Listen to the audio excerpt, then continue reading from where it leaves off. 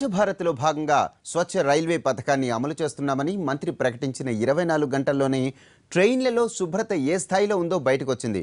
AC కోచ్లలో ప్రయాణికులకు ఇచ్చే దుప్పట్లు 2 నెలలకోసారి ఉతుకుతారని సాక్షాత్తు రైల్వే శాఖ సహాయ మంత్రి రాజ్యసభలో ప్రకటించారు. రైల్వేలు చెబుతున్న స్వచ్ఛ భారత్ ఇదేనా? పరిశుభ్రతకు ప్రాధాన్యత ఇస్తున్నామంటూ రైల్వే మంత్రి చేసిన ప్రకటన మాటలకే పరిమితమా?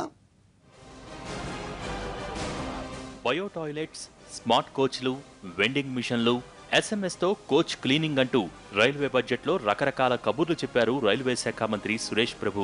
ఆయన బడ్జెట్ ప్రసంగం చేసి 24 గంటలు గడవక ముందే పక్కనే ఉన్న రాజ్యసభలో రైల్వే శాఖ సహాయ మంత్రి చావు కబురు చల్లగా చెప్పారు. ఏసీ కోచ్లలో ప్రయాణికులకు ఇచ్చే దుప్పట్లు 2 నెలలకోసారి మాత్రమే ఉతుకుతారట. రైల్లోని ఏసీ కోచ్లలో దుప్పట్లు, దిండు కవర్లు ఎన్ని రోజులకు ఉతుకుతారని కాంగ్రెస్ సభ్యుడు అడిగిన ప్రశ్నకు ఆయన చెప్పిన సమాధానం విని అందరికీ షాక్ తగిలింది. దిండు కవర్లు, బెడ్షీట్లు ప్రతిరోజు ఉతుకుతామని, ప్రయాణికులు కప్పుకునే బ్లాంకెట్లు మాత్రం 2 నెలలకు ఒకసారి ఉతుకుతామని చెప్పారు. ఇవి ఉతకటానికి దేశం మొత్తం మీద 41 లాండ్రీలే ఉన్నాయట. మరో 2 ఏళ్లలో 25 లాండ్రీలు అందుబాటులోకి వస్తాయని చెప్పారు. రైల్వేల తీరుపై మండిపడుతున్నారు ప్రయాణికులు. అది 2 నెలలు కాదో తెలియదండి, కానీ దుప్పట్లు మాత్రం చాలా కంపు కొడుతున్నాయి. అది మాత్రం ఖచ్చితంగా చెప్పొచ్చు.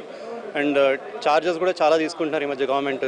స్పెషల్లీ థర్డ్ ఏసీ, సెకండ్ ఏసీలో బాత్రూమ్స్ అయితే అసలు ఎప్పుడు క్లీన్ చేస్తున్నారో కూడా తెలియదండి. అలా ఉంది పరిస్థితి.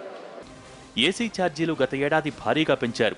ఇవి కాక తత్కాల్, ప్రీమియం తత్కాల్ అంటూ అదనంగా దండుకుంటోంది రైల్వే శాఖ. కొన్ని రైళ్లలో దుప్పట్లు ఇచ్చేందుకు ఒక్కో ప్రయాణికుడి దగ్గర 30 రూపాయలు వసూలు చేస్తున్నారు. ఇంత చేసి కూడా నెలల తరబడి దుప్పట్లు ఉతక్కపోతే పరిస్థితేంటి? ఎవరైనా ప్రయాణికుడికి అంటువ్యాధులు ఉండి అతడు కప్పుకున్న దుప్పటి తర్వాత వచ్చేవారికిస్తే వాళ్లకు ఆ వ్యాధులు అంటుకోవా? ప్రజల ఆరోగ్యమంటే రైల్వేకు అంత అలుసా? ఉంటుందండి. కిడ్స్తో ట్రావెల్ చేసినప్పుడు మదర్స్కి వాళ్ళకు కూడా కొంచెం బ్లాంకెట్ స్మెల్ వస్తున్నప్పుడు కూడా ఇబ్బంది పడుతూ ఉంటారు.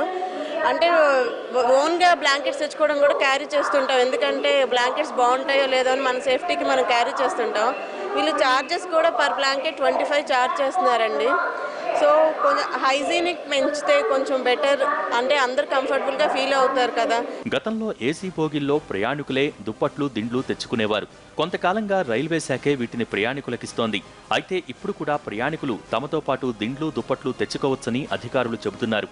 బ్లాంకెట్లు వారం రోజులకు ఒకసారి ఉతక్కపోతే వాటి నుంచి చర్మ వ్యాధులు వచ్చే ప్రమాదముంటుందని, అందులోనూ చల్లని వాతావరణంలో వ్యాధులు త్వరగా వ్యాపిస్తాయని హెచ్చరిస్తున్నారు. 2 నెలలు అంటే దాని మీద ఎంతమంది ప్రయాణం చేస్తారు?